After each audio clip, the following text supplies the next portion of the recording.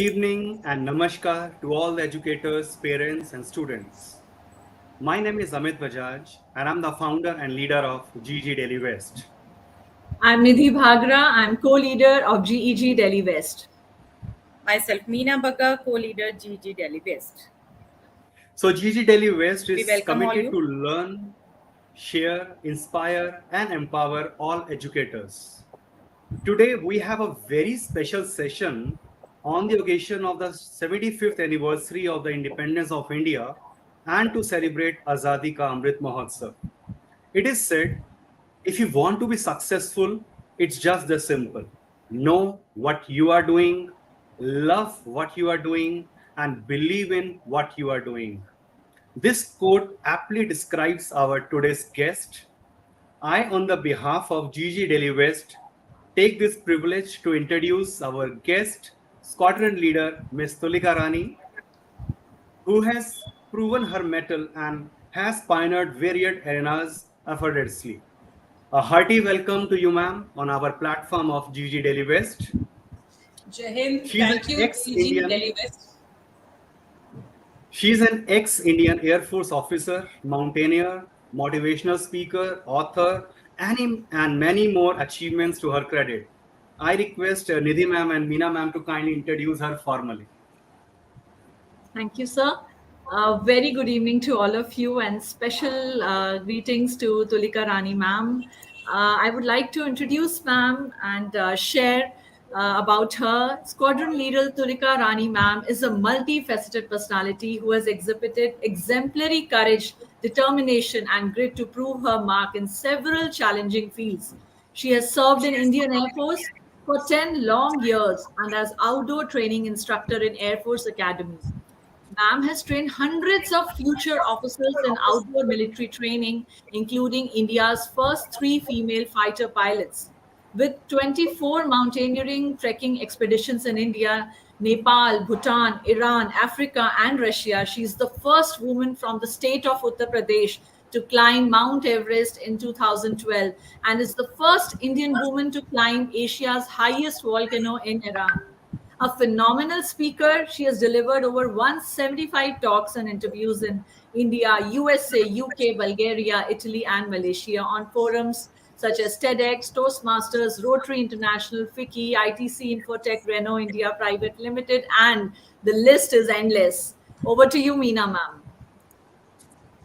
She speaks on power of mind, visualization, how to overcome fear of failure, success, mindset, stress management, and many more issues. She is the ambassador of India Women Empowerment Committee in World Leaders Summit Ecosystem and was the brand ambassador SEEP program of Election Commission of India with Uttar Pradesh government. Her short stories, poems, articles on so many topics like environment, humanity are regularly being published. Her highly adventurous and inspiring book, Beyond That Wall, Redemption on Everest, has been published in October 2021 from Delhi and it has received 𝙻𝚎𝚝 Award. Congratulations, ma'am, for her outstanding achievement. She has been felicitated with 15 awards, including Rani Lakshmibai Bravery Award from Uttar Pradesh Government, Proud Indian Parliamentary Award by Central Ministry of Social Justice and Empowerment, and so many awards, the Real Superwoman Award, and she is an inspiring combination of human will, intellect, powerful oratory, and dynamism. You are welcome, ma'am. We are very glad to have you here with us. Yes, over to Amit sir. Okay, so let's learn how to overcome the fear of failure, success mindset, stress management, power of mind and visualization in this power-packed session. So, ma'am, we have prepared a list of few questions. So, do you mind if I start asking the first question? Shall I start? Please go ahead. Jai Hind. On Jai the eve Hind. of Indian Independence Day, I would like to wish everybody happy freedom, as we're just going to celebrate the Independence Day on 15th. So with this thought, we would like to begin this session. Thank you so much for giving me this opportunity to be amongst the educators. So I feel privileged to be amongst you today. Thank you. Yeah. So, ma'am, the first question is from an Indian Air Force officer to a mountaineer, to a speaker, to an author. You have donned so many hats. Is it planned or it has just happened? Please share the secret of effectively playing all the roles successfully. I feel I'm blessed that I have entered so many fields and I've had the opportunity to utilize my talent in diverse fields. So, if I tell in one word, what is the word that keeps me going and keeps me challenging myself in these diverse fields is curiosity and exploration.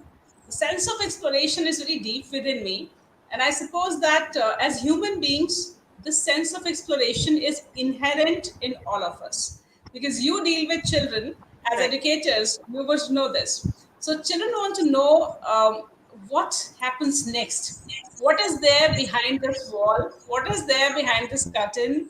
So they have this kind of an innate sense of curiosity and exploration. This is one thing which has propelled me to find out what lies within me. Because the sole purpose of education is, first of all, to know about ourselves. And that is why I have ventured into so many different fields. When I was young, I was getting education.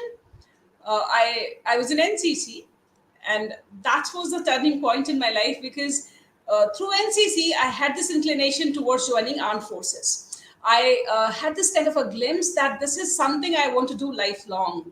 This donning of uniform, this going out into the field and being with my team, that feeling of being a member of a team, sometimes a leader, sometimes a follower, but being a part of a larger group, it's a very exhilarating feeling. So that is why I joined Indian Air Force. From there, I got an opportunity to get into adventure forces, because, as we say, that adventure is a way of life in the forces. So I was lucky, I would say, very blessed. Then, for more than a decade now, I have been into the field of mountaineering. Thereafter, after my retirement from the Indian Air Force in 2015, December, I got into public speaking. And public speaking has been in my blood, I would say, because I gave my first speech when I was in fifth grade. So since then, it has been continuing. So stage is my second home, I would say. And I firmly believe that each one of us has a special gift given to us by God. We have to identify it. Very early in my life, I identified that my gift is the power of words, written words as well as spoken words. And that is why I decided to utilize this power in a positive and constructive way in the society. Because words leave a great impact on any mind, for that matter, not only young minds. You, as educators, must be feeling this kind of an impact on your students when you interact with them. If they are mischievous one day, if you say something to them, perhaps they might cool down. Or if they are depressed due to any reason, like we saw, the COVID pandemic happened. And when the students returned to classes, they were quite depressed. They had to deal with an entirely new psychological situation. So, you as an educator, I'm sure that you had to have that additional task through your words to be empathetic towards them and to tell them what is the way forward. So I that is why I got into public speaking as well as writing. So this is a little bit about me.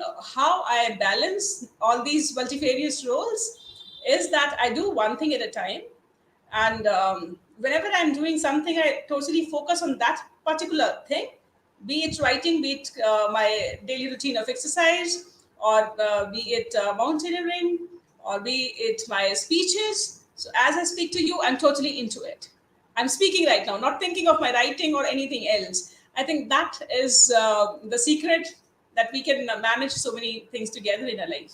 Rather than being bogged down that I have to do so many things, one thing at a time, one step at a time, we can see in this picture also. One step forward. So this is my motto in life. Just take that one step forward in one particular direction, and things will be fine. That destination will be reached. As ma'am, you very rightly said, the power of words. Words do leave a great impact. And as educators, we do understand that. And ma'am, I would also like to ask you that you yourself are a motivational speaker, inspiring and motivating so many people. So we are curious to know what keeps you going. How do you uplift yourself?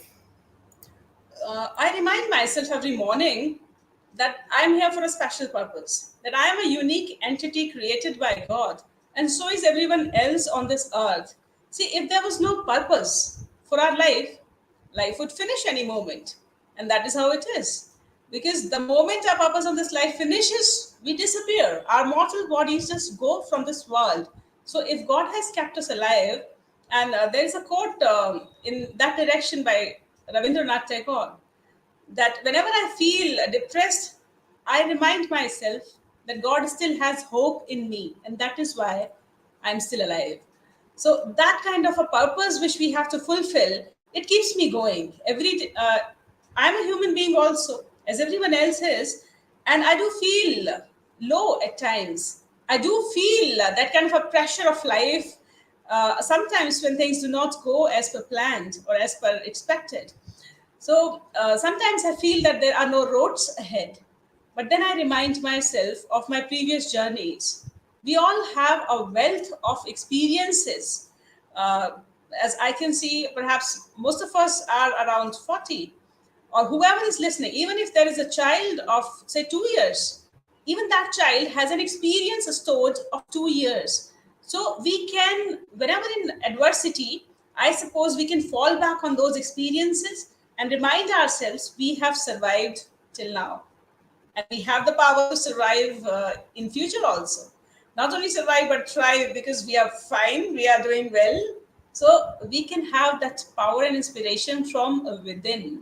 I read Swami Vivekananda. I take him as an inspiration, and he, not only him but any epitome of Indian values, Indian philosophy entirely, the Upanishads are based on this one concept, that everything is within us. So this is what I try to do every morning. I connect with myself, and when I have that kind of a power and energy radiating within me, be it through exercise or meditation or singing a song or talking to a plant or admiring a flower, anything that gets me in connection with myself back, I have that energy within me. Then only I go out into the world, because then I have something to give. If we go empty handed into the world, we cannot give anything to anybody. So, first we have to fill our cup before we walk out amidst people every day.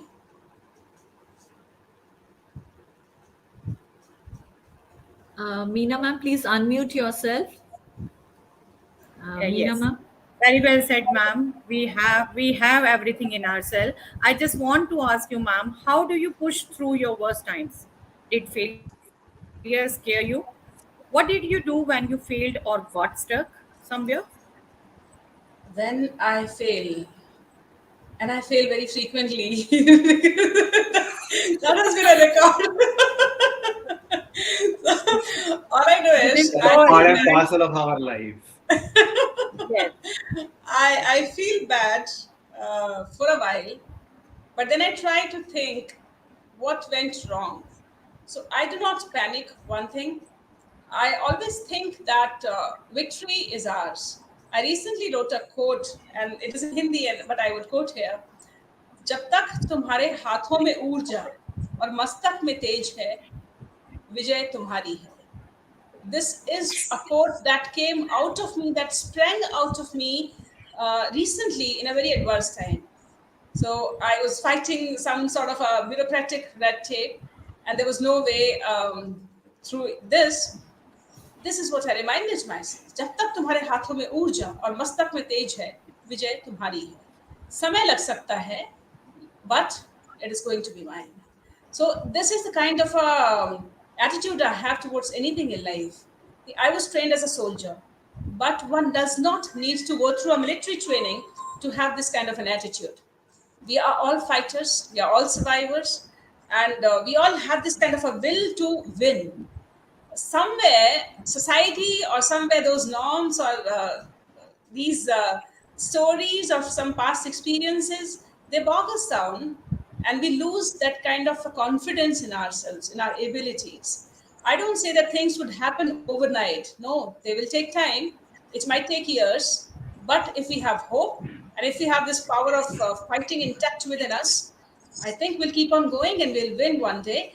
There might be times when we have to shed tears. There might be times when we have to talk to somebody. It is important to have that one person in our life who we can talk to. So we talk about mental health. It's important to take care of our mental health also.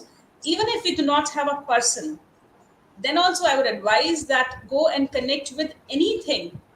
There are many living beings on this planet. Sometimes we restrict ourselves to human beings only.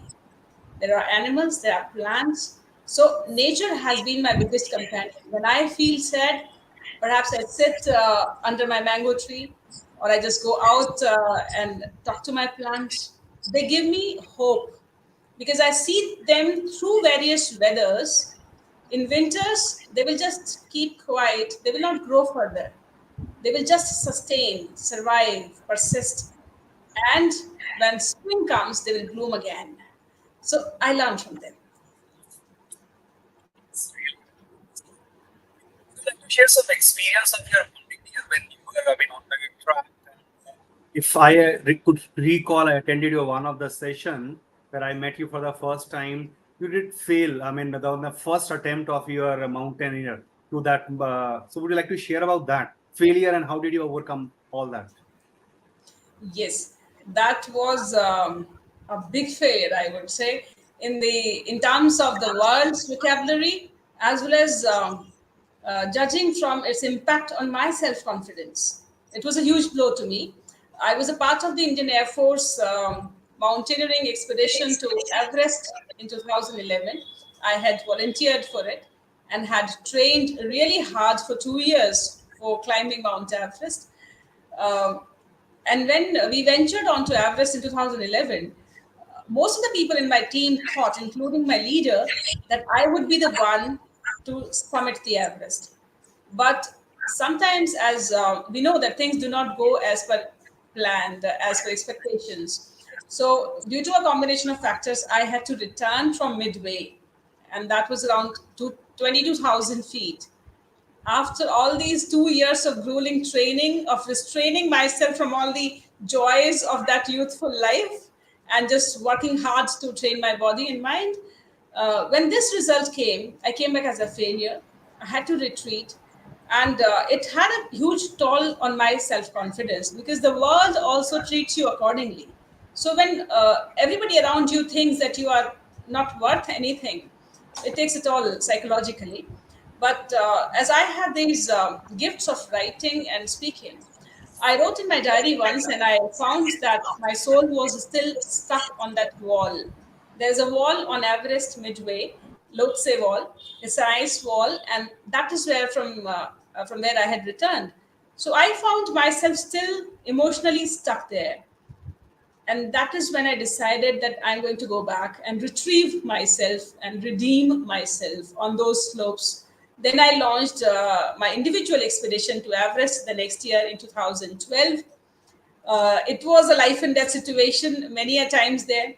Many a times I thought that perhaps this attempt also is going to go waste. And I had staked everything. Everything means everything on that one mountain, on that one attempt. It was not to glorify myself, but it was to redeem myself in my own eyes because I thought I had the capability to do it and I couldn't do it. So many a times it was like, okay, whether I would survive or not. But then came this fighting power. Somewhere within us, we have a lot of power within us. We just need to. I feel that whenever we hit the rock bottom, then after all that crying, after all that cribbing, there has to be only and only one way. And that way is upwards. Spring up, spring up. So that is what I did in that spring action. I just miraculously revived my body, which was going through mountain sickness. It was the power of mind. I have witnessed this power of mind many a times in my life. And I did climb. I did climb successfully and very strongly. So if I have to define it, it is that if you consider you're defeated, you're defeated. But till the time you think I'm still in the fight, you are in the fight, and there are chances of your victory. So I think we have to take those chances. Yeah, that's great, ma'am. So, ma'am, being a role model for others is a big responsibility, which you have shouldered well. We all are curious to know who is your role model, who you look up to. It's important to have role models, though we all are unique personalities in ourselves. So, if I talk about myself, my mother, she shoulders so many responsibilities. She's a professional, um, very good professional. She's very good at her work, as well as she has shouldered the responsibility of a very turbulent child like I am. So, huge respect to my mother. I have learned a lot from her. In addition to her, Swami Vivekananda, I look up at him as a person who is intellectually very rooted and balanced, physically sound, and who has compassion also, and who has a zeal and drive which is unmatched. I really admire him for bringing Indian values up at that time when India was under the foreign rule. So you can understand how much psychological inferiority complex we had as Indians, because everything British was considered a superior. So because they were the rulers, and that was the propaganda going around at that time, whether it was in literature or it was in the public. So in during that time also, if a person can believe in his values, in the values of his own country, the rich past, the heritage, I think that is wonderful. So this is what I would like to tell everybody. If whatever situation we are in, there is always something which is within us. There is always something which has been given to us in heritage. And that is our power. The roots are our power. We have to observe again. If you go through nature, we have to observe a tree during a storm. Observe it. Branches are shaking, leaves are shaking. You might have some scattered flowers also after the storm, but the stem and the roots intact. So if we have those roots intact, I think we will survive any storm. Yes, ma'am. And really, like you talked about failure, and what came to my mind after listening to your speech is that failure is not the opposite of success. I think it's a part of success. So truly said, ma'am. And ma'am, in today's world, we all have become so self-centered, dealing with time restraint, work pressure, where we fall and we know we have to get up on our own. So, any piece of advice to cope with the stress and pressure we face as educators? Yes, I would say that educators, especially during the last year or so, during the COVID pandemic, you had enormous stress of your own, of your families, as well as the responsibility of students, the responsibility of continuing with the education in a very fast, rapidly changing scenario. You had to adapt to new techniques also. And wonderful, wonderful at your part, of all of your part, that you have adapted so well to this digital medium also, and you could keep up the education accessible to the students, which was important. That was the only gateway to the outside world for those students at that particular time. So you saved them psychologically also, in addition to giving them education, but that had a huge toll on your well-being. I can understand, with the family responsibilities, with the pandemic going on, with this responsibility also, I would say that you have coped well, but in future also, if such situations come, see, we cannot expect somebody to be superhuman. No, we are not superhumans in that way. We all need support as human beings, and that is why human beings live in society. They do not live on an island alone. So, when we expect support from somebody, how will we get it? If we have given that support to somebody first, that person will come forward at that time. Perhaps if you have given that support to 10 people, one out of them will be available to you when you need that support in return. So I would say invest first. What happens in human society? That is the cause of all dissatisfaction in our relationships also. We expect first and we do not invest as much. So if we invest first, I suppose from somewhere that will return. I do believe, again, going back to nature, it is the law of nature, it is the law of universe. The geography also, you must be teaching the children. What goes up comes down. The air, the wind, it keeps flowing everywhere. It does not know boundaries. So the same wind would return to you someday. Same thing that you have projected in this world would return to you in some or other way. But the problem with humans is we expect it. We just see linearly. If I have given to you, you should give it back to me. But things do not go like this. Nature goes in circle. So if you have given to somebody, that somebody must have passed it to somebody else, it would return to you through someone else. So if we open ourselves to these sort of experiences in life, we will receive that goodness and support from somewhere. Perhaps not from the one you expect, but from somewhere. So we have to be ready to open our eyes to the source of goodness and acknowledge it in our lives, receive it as a blessing, and not be dissatisfied. But yes, if you feel that disconnect with yourself, take out time for yourself first. The way I said that in the morning, I do not look at my phone till it is 7:30, though I wake up at around 5. I read something, I do my exercises, I meditate a bit, or I just look at my plants, talk to them. But it is my time. Take out that half an hour or so for yourself. You will feel that you are ready to give to the world rather than seeking from somebody.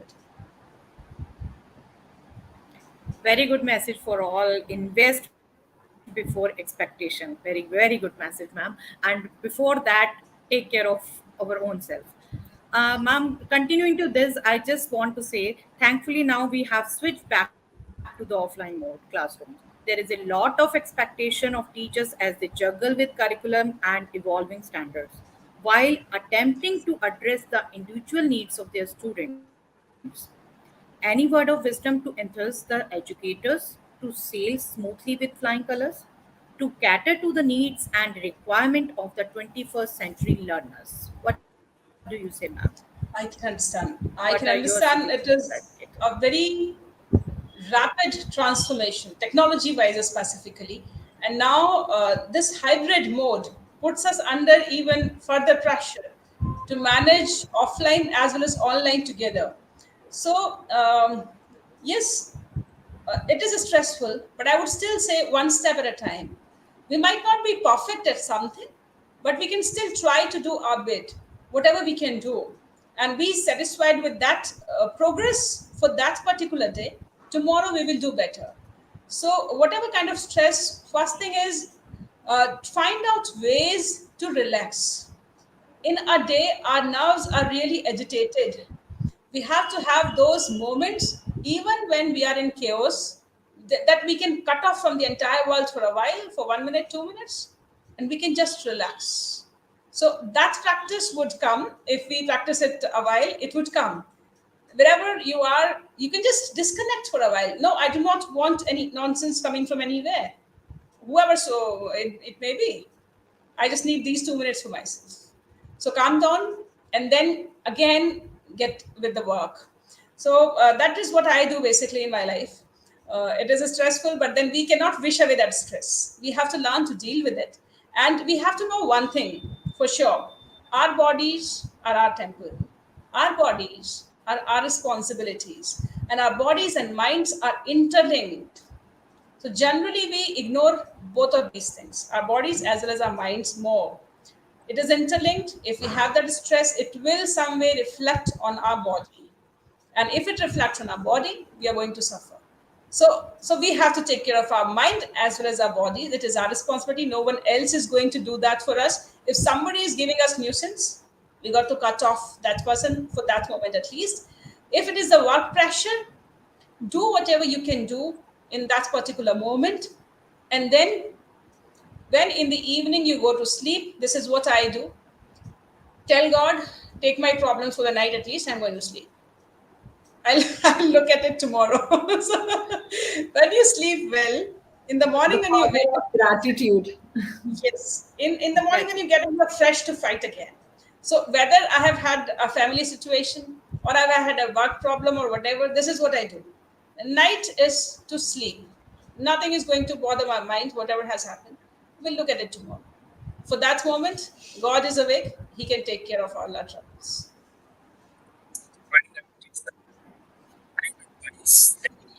Thank you, ma'am. Amit sir, you are not audible. Your voice is cracking a lot. Maybe some network issue. I'm audible now. Yes, sir. Now it's audible. Yeah, so very nice advice to all the educators, and that applicable for each and everyone. Maybe the parents who are watching right now, maybe for the students. We all need to take care of our bodies, mind, and at the same time soul as well. I have two questions, ma'am. At the same time, first is future of the nation is in the hand of young generation. We all say, we all admit that. So any special message for them as the auspicious day of our independence is just 2 days away? And Yes, the second definitely. question, okay. And the second question, what keep you focused when you were a student? So you can take both the questions all together. And how did you prepare for your Air Force entrance and interview? How do you manage to crack it? Any secret mantra specifically for the students? And I shared about this session with my kids, my students whom I am teaching. So few students talked to me and they told me, sir, please ask this special question to ma'am. So that's why I'm putting specifically this question to you. Yes. So, coming to your first question, the message for students, Yeah. with respect to the Independence Day arriving, I would say that we have got this freedom since our birth. So we were born into this, but there were many earlier generations who had to fight for this. As educators, it becomes your duty to tell these children that this freedom came at a very huge cost, that people laid down their lives for this freedom that we have inherited today. The students must, at at their end, go through the history books, read about your roots, because you are not just a leaf flying somewhere. You have come from somewhere. You have generations and generations of your country behind you. So it becomes your duty on every Independence Day to not just unfurl the tricolor. It is a very proud feeling when you hold that tricolor in your hand, but understand it has weight. It has weight that we all have to bear.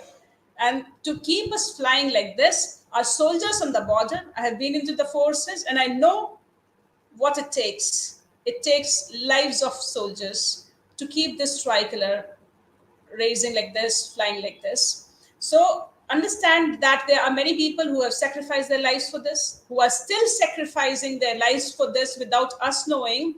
People who are standing even now in minus 20-degree temperature so that this flag can fly like this. So it is your duty to be a good citizen. First of all, know its worth, be a good citizen. And being a good citizen means not indulging in all those vices that we all know about, the corruption and everything. Country is bigger than an individual. I have been to many countries, and the first identity I have had is not my name, but that she's an Indian. So it is very important. We all are the reflections of our country, our culture. When we go out, we realize this, that whatever is our personality is the reflection of our country and our society outside in other people's eyes. So it is a duty to utilize our potential in such a way, develop our personalities in such a way that other people can be proud of us, our country can be proud of us. For that matter, you have to rise above the small fragments, that divisive lines that we all have in our societies. They are there in every society. But since we live in Indian society, we have to be very much aware of the divisive lines which are detrimental for a country's progress. The lines of caste, the lines of gender, the lines of religion, the lines of sectarianism, the lines of regionalism, especially since it is a digital medium that children also might be studying. And wonderfully, the digital medium has crossed all these divisive lines, all these barriers. So anybody from north to south to west or east or whatever religion, caste can take education from you on these platforms. Feel that unity. It is wonderful to feel that unity. When you do not feel that you are this group, you are that group, when you feel one whole part. Indian values again, this is what they say, that God resides in everything and everyone. So when you can see the other person as your part and yourself as a part of the other person, you are in sync with your culture. So it is the duty of the young students to know more than their syllabus. It is also the duty of the educators to tell them more than their syllabus only. Tell them the values. First of all, being a good human being is the first duty. Then you can be a good citizen also. Now coming to the second question, how I prepared for SSB. Yes, NCC played a huge role in this. And I would advocate that every child, if it is in your capacity, if you have the accessibility to be an NCC cadet, do enroll into it. It's a wonderful medium to grow yourself individually as well as a leader, as a team member. So and then I had prepared for it for 6 months initially, and there are different sort of tests. So people who are preparing for this would be very attentive right now. You must know what comes in your previous papers. There is something called SSB, Service Selection Board, and you got to be appearing in an interview for 4 to 5 days. What all they ask, what all they are looking for, the pattern of the previous examinations you have to go through first. So once you know what qualities the Service Selection Board is looking for, you can inculcate those qualities in your day-to-day life. A leader and a soldier is not born in 6 months. You become that when you practice these things every day in your life. You become that. So a soldier, if I ask anybody who is a soldier, and if I say a soldier, what is the image that comes first of all in our mind? First image is a person upright, straight, courageous, can take initiative, team leader. That is a sort of a person that comes in our mind when we say soldier. So you become one in your everyday life, and they will select you. So theoretically, there are books also. Theoretically, there are people who will guide you. So there's a one particular session which is very interesting to me, at least, is that they ask you a word, any word, and they give you a few seconds, 30 seconds perhaps, I think, to write whatever comes first in your mind. That is to test your psychology. So if I say flower, whatever comes first. If I say fire, so somebody might say, "Ki fire mein ghar jal gaya." Somebody might say at the other end, firefighters saved a house ablaze. So now this is the difference. So anything, whether it is a negative thing also, can you think positively in that situation? So if I say robbery, robbery is a negative word, but can you bring up something positive in robbery?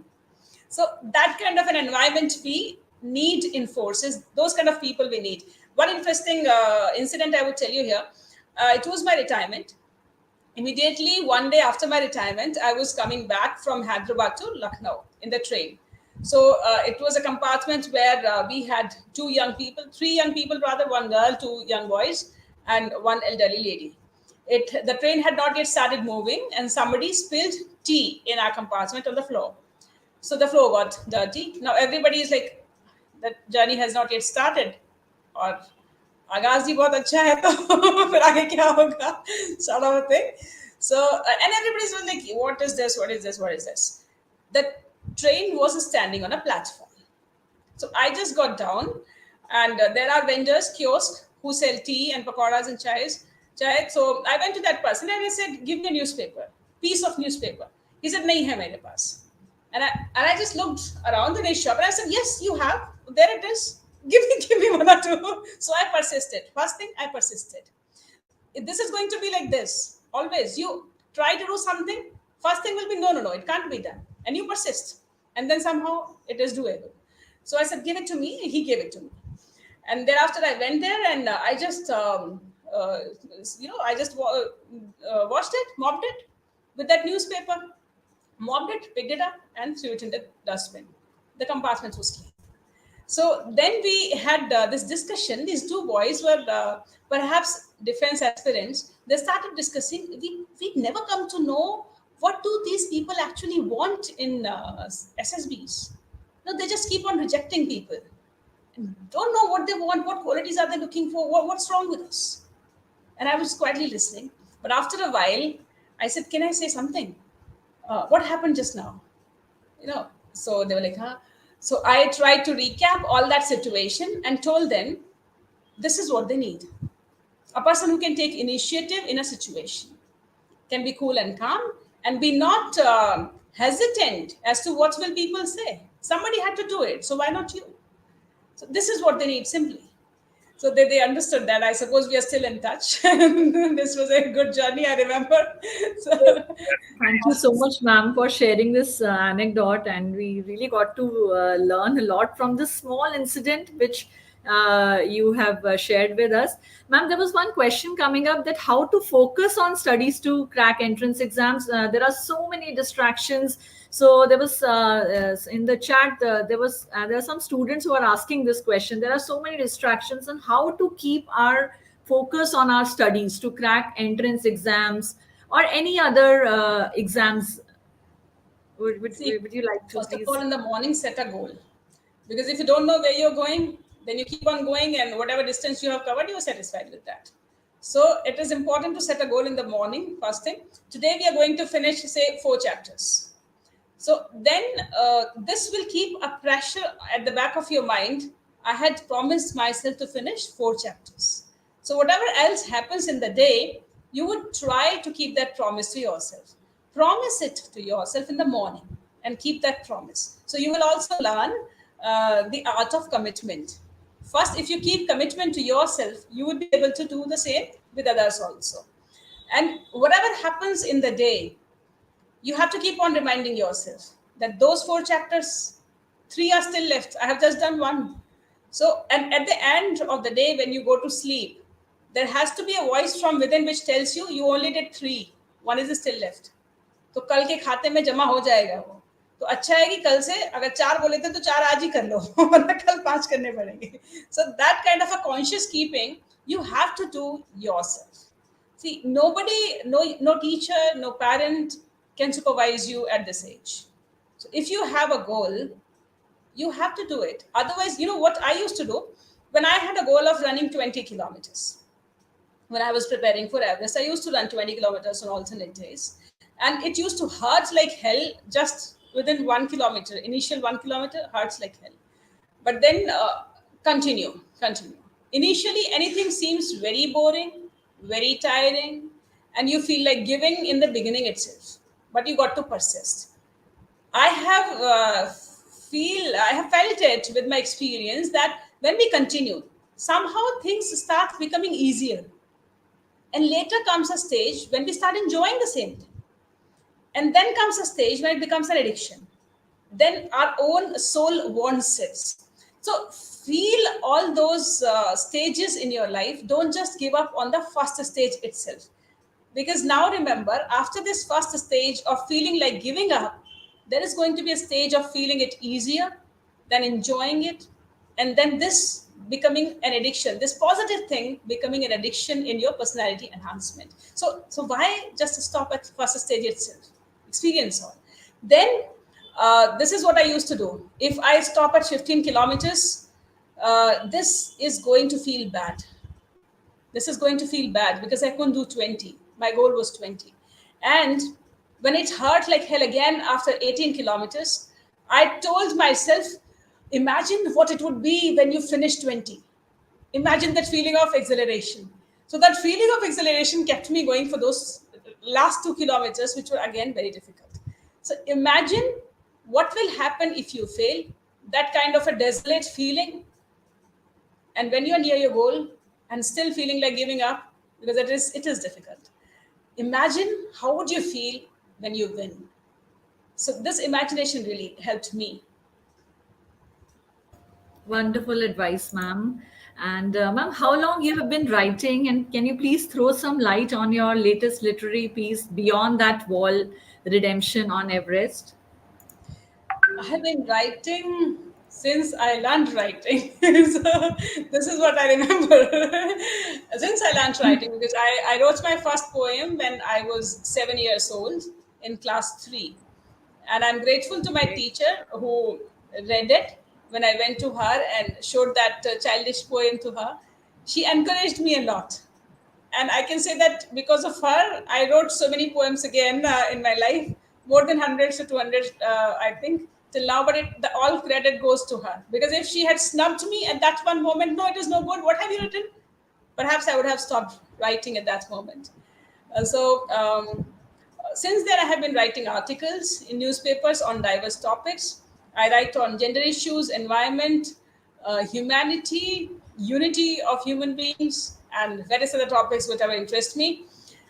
Then I have published research papers, 12 of them so far, academic research papers. I'm doing my PhD on Sherpas of Nepal. And this is my latest book, as you can see, Beyond That Wall, Redemption on Everest. It has a very interesting story behind its publication itself, because this book was born in a hospital, especially in very adverse conditions, because I was bedridden at that time. I had immediately returned after climbing Everest, and I was suffering with frostbite. So my toes were about to be amputated at that particular moment. I was in a hospital for 3 months. Every day the doctors would come and tell me that, no, these toes are going to be amputated. They cannot be saved. So while I was in the bed, I thought, why not utilize it? So I utilized it in writing this manuscript of my book. It is a journey of me climbing Mount Everest in my 2 attempts. So that first failed attempt is also mentioned here vividly. What went inside my mind when I failed like this, because failures, it is important to learn how to take your failures. Success is glorified everywhere. And in digital media, I think we see success stories all around us. Everybody seems to be successful. Everybody seems to have a lot of money and a lot of fame and everything. But how do we actually reach that state? The truth is that all the people that you see successful today have gone through several failures in their lives. The only thing that differentiates them is that they did not give up, that they did not feel that this is the end of the world. If one door was closed, they looked towards another door. If that door was also closed, they searched for a window. If there was nothing, then perhaps they searched for a hole somewhere. From somewhere that light would be coming, but there is light. They believed there is light, and from somewhere it would come. If it was total darkness around them, they fell back on their inner light. So that is the definition of a winner, I suppose. This story is exactly that. When I failed during my first attempt on Mount Everest in 2011, I hit that rock bottom in terms of my confidence, in terms of my status in the society and everything. But the transformation I went through, because I did not give up at that moment, I decided to re-attack, redeem myself again. It takes some time, but you have to persist during that time. It requires inner transformation. Because if you have not been able to achieve a particular goal at one particular time, you're not permanently defeated. You have not yet done your best. So permanent defeat is not even in death, I would say. Because we believe in the Indian philosophy that there is no death of soul. Only the bodies are changed. So when there is no defeat permanently, why despair? Why despair? You're a living human being. Your hands are working, your mind is working, and you have the resources. You can gather the resources. All the resources are around us. So why despair? You have to get up, and this is what I did. I got up again. I tried to gather resources. It was a very adventurous journey on all fronts. And when I went on to climb Everest in 2012, as I had described earlier, it was a life and death situation, literally many a times. So I came back visiting death from very close quarters. And every time I came back stronger. So if you read this book, I think it is not just about climbing Everest as a geographical entity, a geographical feature. It is about climbing our own walls within. And that is why this title, Beyond That Wall, That wall can be anything, that psychological factor which hampers our growth beyond a point. That wall can be anything. I take it as a symbol.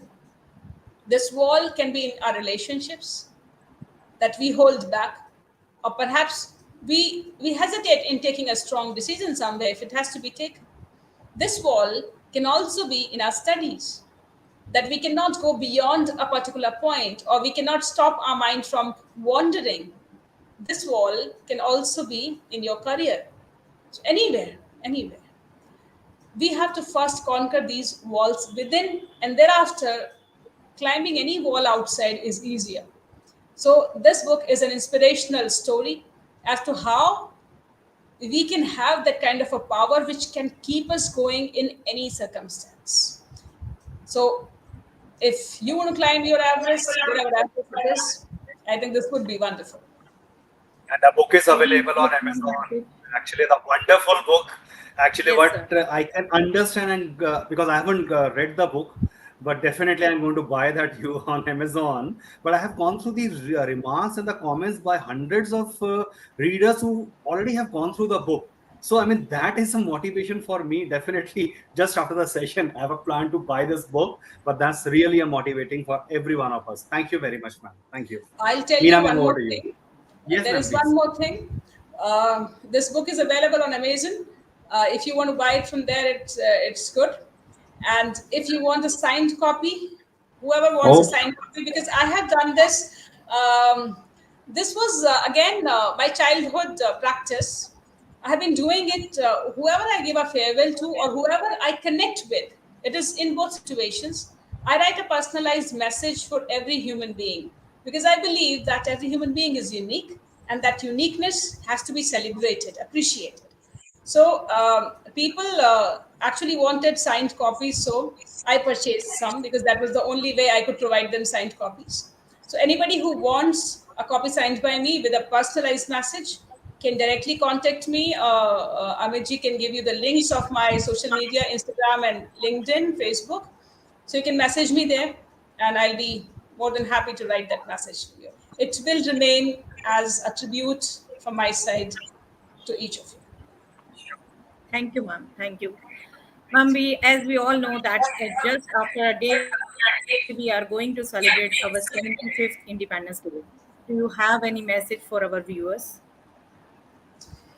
on this Yes, special occasion? it is a very 75th. proud feeling to be independent and be celebrating the 75th Independence Day. So, in just one or two sentences, I would say we have to value it. What we have got, we got to value it. We cannot squander it for our small, petty ideas or gains. So there has to be a bigger purpose than human life, and that bigger purpose is the country, and above that, the humanity. As a soldier, I have learned this. I was trained to believe this all my life, and this is the message I want to give to my countrymen, also country people, men and women, boys and girls, children, elderlies, everybody alike, that because of this country, we have an identity. So, in your own daily life, not only on 15th August, in everyday life, keep that in mind. Keep that pride in your actions. Message, ma'am. Absolutely, ma'am. Absolutely. so you want to say anything, Nadiman? Amit sir, you are not audible. Nadiman, you want to ask any question? Because we are left with the 5 minutes maximum. Okay, ma'am, Ma'am, you just have one any other last question. How would you define your vision for India 2030? India was a global leader. India will again become a global leader. Because as I see, spirituality is in our veins. And without the spirituality, no material progress is worth. So, yes, we are materially rising, but at the same time, since I'm speaking on this forum of educators, again, I'm reiterating it spirituality. We have to, if we want to reclaim that space in the world arena, we have to sow the seeds of spirituality. It's not just religion. Mark these words. It is the spirituality that we have to teach our children. And with that kind of a spirituality, the way the Swami Vivekananda in 1893, he won the world purely because of his spirituality. America, all those foreigners who were going in front of him, not in front of him per se, but in front of the Indian ideology, Indian philosophy, that we have to reclaim again. And for that, we have to go back to those Upanishads and Vedas. Upanishads would tell only one thing. There are many streams, but there is only one ocean. So if we can accept that there will be many streams at one time, but there will be only one ocean, and all the extremes coexist, have the right to coexist, and the ocean is only one. This is the pure Indian philosophy. I think with this sort of an spirituality, India is going to claim that space again of being a world leader. So, ma'am, there's a rapid fire round for you. I'm going to ask 5-6 questions because only 4 minutes are left. So, the first question for you is: had you not been a mountaineer or an Air Force officer, what you be doing today? I would be writing, as I'm still doing, and I would be speaking. Oh, okay. So, if you have a chance, if you have to change one thing about yourself, what would it be? Sometimes I get angry. I would like to change that. I would like to be more cool and calm. So, success to you is, in one word or one sentence? Success to me is satisfaction. If I'm satisfied with my efforts, I'm successful. Your favorite movie? Movie? Doesn't count. Unexpected question. Pass. Okay. So, your favorite food? Favorite? Food. You want to pass that question? Sweet. Any sweet. Okay. Yeah. So, your favorite place to visit? Sorry, your dream place to visit? Any place my you want to visit? There are so many. I mean, I'm a wanderer. I would love to go to any beautiful place, all the beautiful places of this earth. So you must have appreciated. Okay, then the movie Zindagi Na Milegi Dobara, I think you must have appreciated that movie. Yes. Okay. So one change you wish to see in the school education or the curriculum? One change. There has to be more emphasis on sports, because the sports teach us a lot. Sports teach us to take failures in a very different perspective. Sports person would always go to the winner and say congratulations, despite feeling that kind of a sadness for himself or herself. So I think and then they will go back and try to improve upon themselves. So sports have to be there. Any message or the constructive suggestion for Team GEG Delhi West? You are doing wonderfully well, I think. I have just enjoyed this session with you. First of all, you all have such positive vibe. So you made my evening.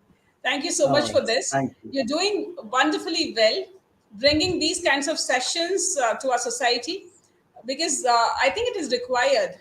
More communication. Communication can never be more. It is always less. However, more we communicate, it is always less.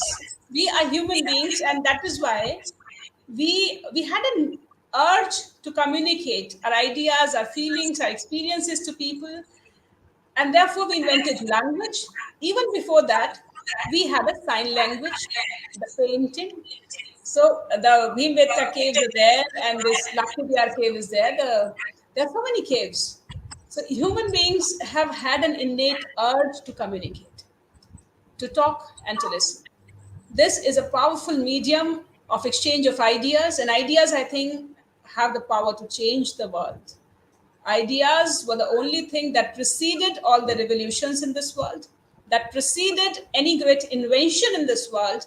So you are doing a wonderful job of bringing ideas to the young people and everybody alike. Wonderfully well. Keep it up.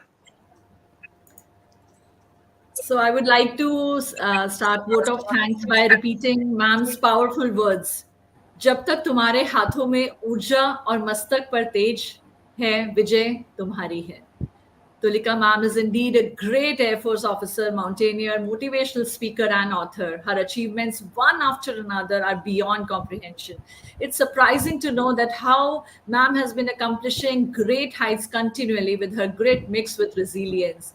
In my views, Ma'am is indeed the finest motivational speaker, as her mesmerizing story and anecdotes can motivate everyone. So it's a bliss talking to her today at GEG Delhi West platform, ma'am. On behalf of GEG Delhi West, we extend our heartfelt gratitude to Tulikarani Mam, who spared time from her busiest schedule to grace the occasion. Today, we had an opportunity to hear your thoughts, and this will surely be going to encourage us in future events. Thank you so much, ma'am, for giving your valuable time and sharing your expertise. Jai Hind, Jai Bharat. My pleasure. Jai Hind. Namaskar, ma'am. Thank you. Jai Hind. Thank Jai you, Bharat. Thank you, everyone. ma'am. Thank you. Happy Independence Day to all our viewers. Thank you. Happy Independence Day. Happy Independence Thank you Day. very much. Thank you, ma'am. Thank you. Good day. Thank you.